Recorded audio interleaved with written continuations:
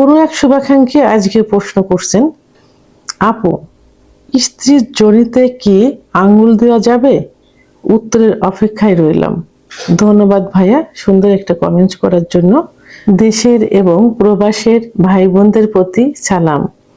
আসসালামু আলাইকুম। আমি প্রভাষক ডাক্তার রিক্তা পারভিন, হোমিওপ্যাথি এবং আয়ুর্বেদিক চিকিৎসক, চেম্বার সেবা হোমিও কমপ্লেক্স অ্যান্ড সেবা ডিজিটাল ল্যাব, উপজেলা মডেল মসজিদের পূর্ব পাশে, শিমুলিয়া, মাগুরা। আজকে একটা আনকমন প্রশ্নের অ্যান্সার করব। আসলে জানতে হবে, শিখতে হবে, শিক্ষার কোনো শেষ নেই। এবং আমি যে টিপসগুলো দিয়ে থাকি মেডিকেল দিক থেকে দিয়ে থাকি, সেক্ষেত্রে লজ্জার কোনো কারণ নেই। কারণ সেক্সুয়াল বিষয়টা আছে দেখেই আমাদের পৃথিবীটা কিন্তু টিকে আছে এবং সেভাবেই কিন্তু চলছে।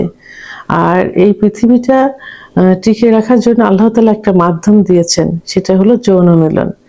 সেটাকে সঠিকভাবে পরিচর্যা করা আমাদের সবার দায়িত্ব এবং সেটা অবশ্যই ইসলামের দৃষ্টিকোণ থেকে হতে হবে। আমি আগেই বলেছি, লজ্জার কোনো কারণ নেই, অবশ্যই শিখতে হবে।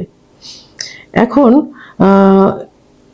স্ত্রীকে উত্তেজিত করার জন্য, সহবাসের সময় স্ত্রীকে সুখ দেওয়ার জন্য যোনিপথে আঙুল দেওয়া যাবে। ইসলামের দৃষ্টিতে এটা গুনার কাজ না।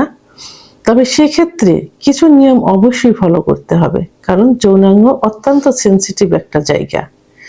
ফোরপ্লে করার একটা অঙ্গ হিসাবেও কিন্তু যোনিতে হাত দেওয়া বোঝায়।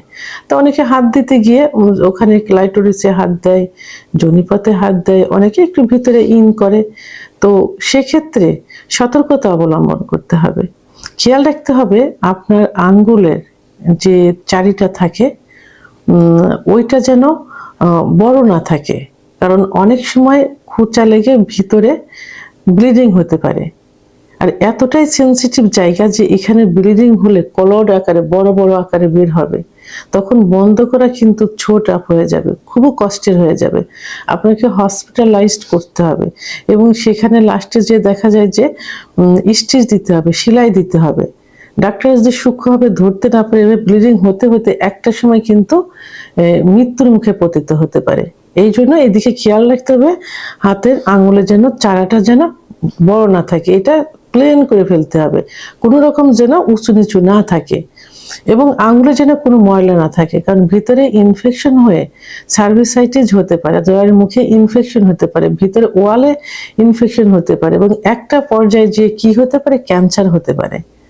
তো এই জন্য এটা কিন্তু খুব ছোট একটা বিষয় না, খুবই সেন্সিটিভ একটা বিষয়। এদিকে খেয়াল রেখে সতর্কতা অবলম্বন করে সহবাসের পূর্বে হাত দুটো সাবান দিয়ে ভালো করে পরিষ্কার করে, হেক্সিসল দিয়ে পরিষ্কার করে, আঙুলগুলো যেন কোনো চারি না থাকে সেদিকে খেয়াল রেখে আপনি আপনার স্ত্রীর ফোরপ্লে করার সময় যোনিপথে আঙুল ব্যবহার করতে পারেন অল্প সময়ের জন্য একদম, এবং ফোরপ্লে হিসাবে তাকে উত্তেজিত করার জন্য আপনি করতে পারেন এই বিষয়গুলোর দিকে খেয়াল রেখে। ভিডিওটি সম্পর্কে যদি কোনো মতামত থেকে থাকে অবশ্যই কমেন্টের মাধ্যমে জানাবেন। আর ভিডিওটি ভালো লাগলে লাইক, কমেন্ট, সাবস্ক্রাইব করে আমার সঙ্গে থাকুন। আল্লাহ হাফেজ।